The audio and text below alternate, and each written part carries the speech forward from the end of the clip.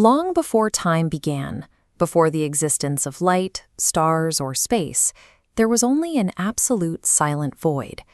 While the roles of creator and maintainer are fixed, the third function, the one responsible for the end of things, presents a structural mystery.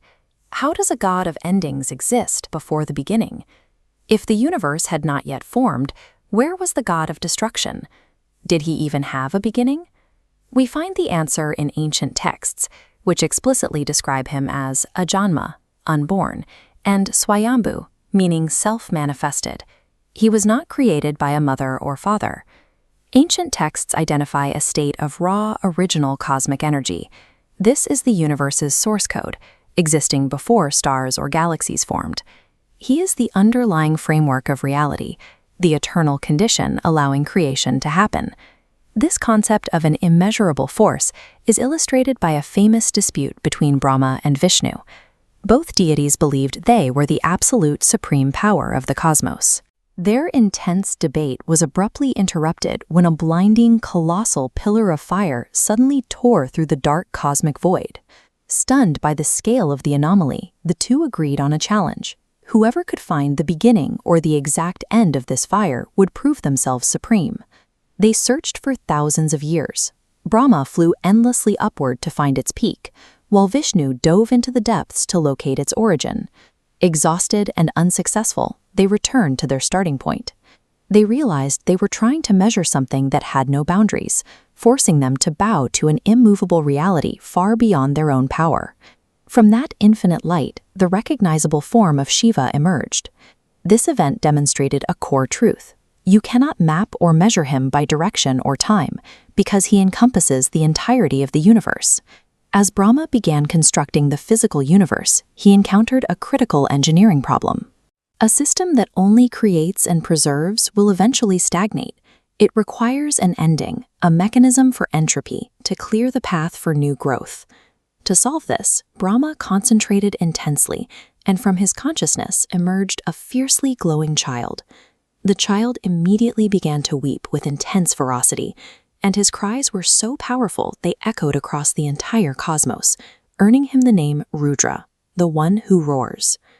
Rudra and Shiva are the exact same energy operating in two different modes, the infinite, silent void and the active force necessary to keep the universe moving.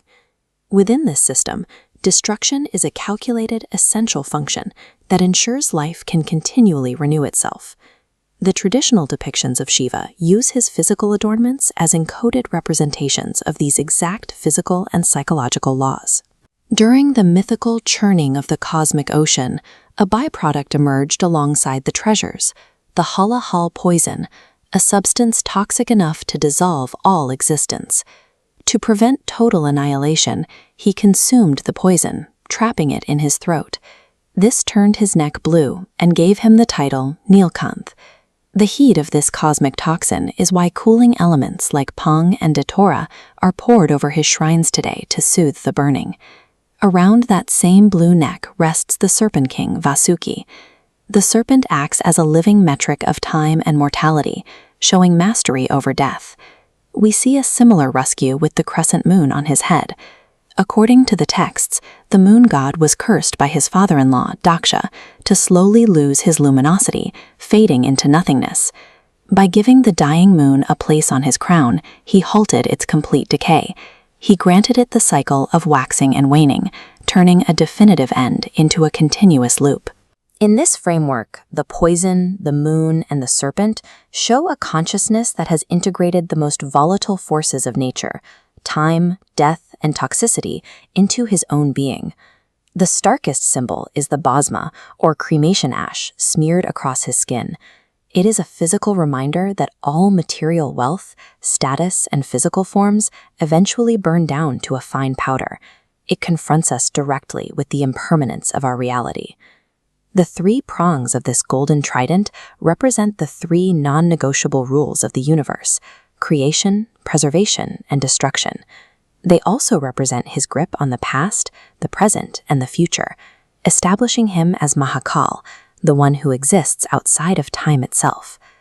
Attached to that trident is a small drum called the damaru, which points to the beginning of existence. When the void was completely still and entirely silent, it was the strike of this drum that introduced the very first vibration. These 14 vibrations, the Maheshvara Sutras, established the phonetic and rhythmic rules of the Sanskrit language. By defining the sounds that build words, the drum created the mechanism for passing down knowledge and complex thought. When he performs the Tandava, it is the continuous subatomic vibration that keeps every particle in the universe in motion. Shiva is the eternal blueprint of reality itself. Every destruction is simply the required frequency for a new beginning, anchored permanently, much like the immovable stone of Mount Kailash, in the endless cycle of the cosmos.